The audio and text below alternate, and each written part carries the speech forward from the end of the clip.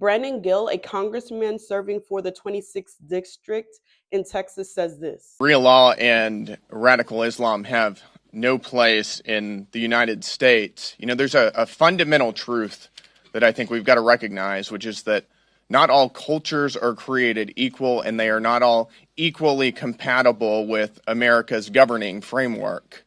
The reality is that radical Islam as a political ideology has a very different conception of freedom of speech than we have in the United States, a very different conception of freedom of religion, of separation of church and state, or of mosque and state.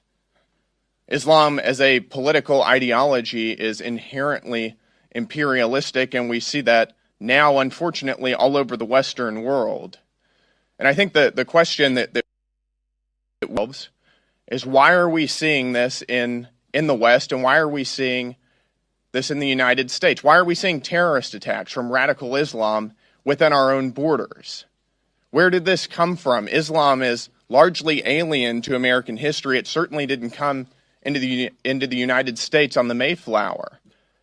It's something that we deliberately imported as a matter of immigration policy into our country. And it's going to destroy us just like it's destroying Europe right now.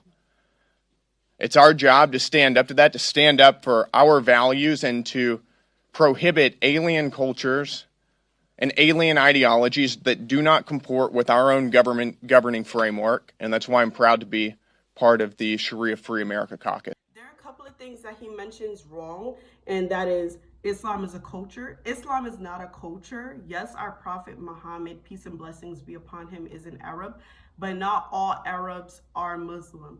There are Arabs that are Christian, there are Arabs that are Jewish, there are Arabs that are atheists, there are Arabs that are pagan. Islam is a religion practiced by people of all racial, ethnic, and national origin backgrounds. Also, another thing that he says is Islam is a political ideology, which is false. Islam is a monotheistic religion that believes in the oneness of God. We pray 5 times a day. We hold religious services on Friday, and that is called Juma. And the religious services are held in a mosque. He also says that Islam is being imported to the West. That is wrong, because there are a lot of Americans who have been in the United States for generations converting to Islam. Islam is not being imported to the United States. Yes, there may be a small portion of Muslims coming to the United States from other countries, but there are also Muslims here, American, converting to Islam. Then he says something about domestic terrorism.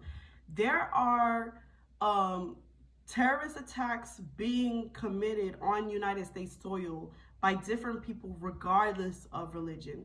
There are individuals who are not Muslim who are committing attacks in schools, shopping centers, and other public spaces.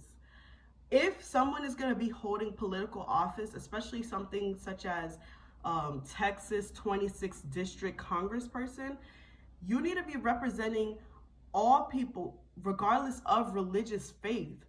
The United States Constitution, the First Amendment, states that there should be no law from Congress limiting anyone's freedom of religion, freedom of expression, and freedom of speech.